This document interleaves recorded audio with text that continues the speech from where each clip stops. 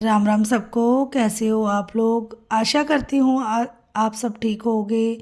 निधि channel में आप सबका स्वागत है। माघ मास चल रहा है और माघ मास में माघ महात्म पढ़ना अति शुभ माना जाता है। तो आज हम माघ महात्म का 26वें अध्याय का पाठ करेंगे और कृपया अध्याय को पूरा सुने, बीच में बिल्कुल ना छोड़ें और वीडियो को लाइक करे बिना ना जाएं, और जो भी चैनल पे नए हैं सब्सक्राइब करे बिना बिल्कुल ना जाएं।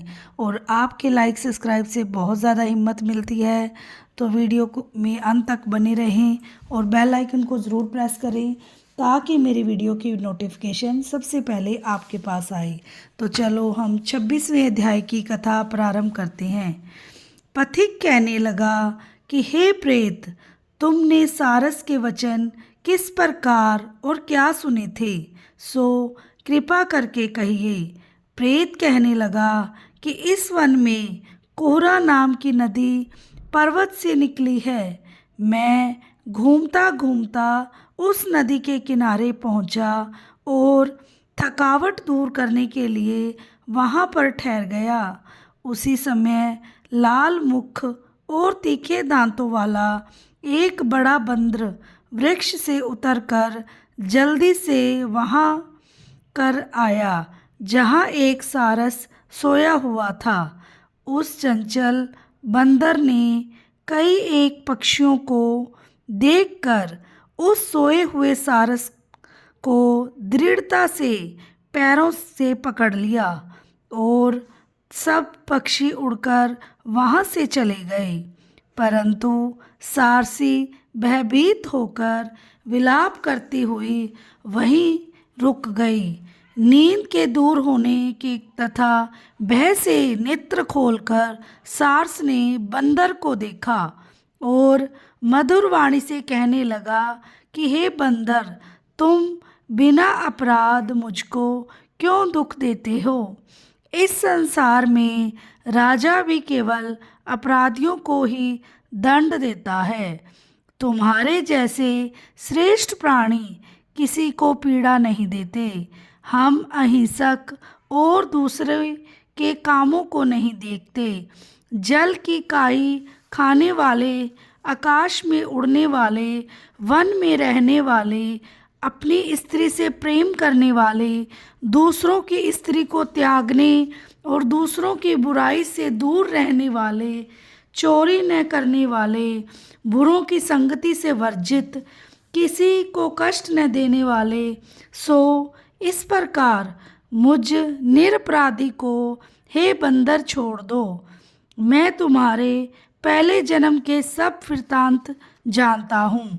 यह वचन सुनकर वह बंदर उसको छोड़कर दूर बैठ गया और कहने लगा कि तुम मेरे पूर्व जन्म के वृत्तांत को कैसे जानते हो? तुम अज्ञानी पक्षी हो और मैं वन में घूमने वाला हूँ। सारस कहने लगा कि मैं अपनी जाति की स्मृति के बल से तुम्हारे पूर्व जन्म के विषय में जानता हूँ। पूर्व जन्म में तुम विंध्या पर्वत के राजा थे और मैं तुम्हारे कुल का पूज्य पुरोहित था। तुम राजा होकर अपनी प्रजा की पीड़न रूपी अग्नि की ज्वाला से पहले ही तप चुके थे और पहले तुम कुंभीपाक नरक में गिरे गए। तुम्हारे शरीर को नरक में 3000 वर्ष बिताया गया। फिर नरक से निकलकर बचे हुए पापों के कारण इस बंदर की योनि में आए और मुझको मारना चाहते हो। पूर्व जन्म में तुमने ब्राह्मण के बाग से लूटकर बलपूर्वक फल खाए थे। उसका यह भयंकर फल हुआ कि तुम वानर और वनवासी हुए। प्राणी अश्वमेध अपने किए हुए कर्मों को भोगता है, इसको देवता भी हटा नहीं सकते। इस प्रकार सारस का जन्म लेकर भी अज्ञान से मोहित नहीं हुआ। इतनी कथा सुनकर वानर कहने लगा कि यदि ठीक ही जानते हो तो बताओ, तुम पक्षी कैसे हुए? सारस कहने लगा कि मेरी दुर्गति का कारण भी सुनो। तुमने नर्मदा नदी के किनारे पर सूर्य ग्रहण के समय बहुत से ब्राह्मणों के निमित्त 100 ढेर अन्न के दान किए थे। मैंने पुरोताई के मध्य में से थोड़ा सा ब्राह्मणों को दिया और बाकी सब मैं आप हर ले गया। इन ब्राह्मणों के द्रव्य का अपहरण करने के पाप से मैं पहले काकल सूत्र नरक में, कीड़े, फिर रक्त करदूम नरक में, जहाँ पर बड़े बड़े कीड़े थे और रक्त तथा पीप से भरा हुआ नाभि तक नीचे सिर और ऊपर पैर किए हुए पीप चाटता हुआ उस दुर्गंध वाले नरक में कीड़ों आदि से काटा जाकर 3000 वर्ष तक उस यातना को भोगता रहा। मैं नरक के दुख का वर्णन नहीं कर सकता। फिर नरक की यातना से मुक्त होकर यह सारस का जन्म पाया, क्योंकि पूर्व जन्म में अपनी बहन के घर से कांसे का बर्तन चुराया था।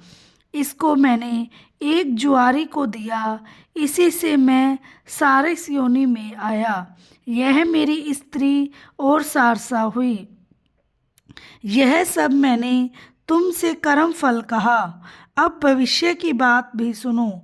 अब मैं, तुम और यह मेरी स्त्री भी हंस होंगे और काम रूपी देश में सुख से निवास करेंगे। फिर इसके पश्चात गो योनि में और फिर जाकर दुर्लभ मनुष्य योनि को प्राप्त होंगे। इससे मनुष्य पाप और पुण्य दोनों ही कर सकता है। इस प्रकार शिव की माया से यह सारा मोह को प्राप्त होता है। न केवल हम ही, परंतु इस संसार के सभी जीव प्रवृत्ति मार्ग में फंसकर अच्छे और बुरे कर्म करते हैं और उनका फल भोगते हैं। इसीलिए सब प्राणियों को धर्म का सेवन करना चाहिए। देवता, असुर, मनुष्य, व्याध, कीड़े मकोड़े सभी से यह कंटक रूपी मार्ग नहीं छूटता। केवल वेदांत जानने वाले योगी ही इस मार्ग से बच सकते हैं।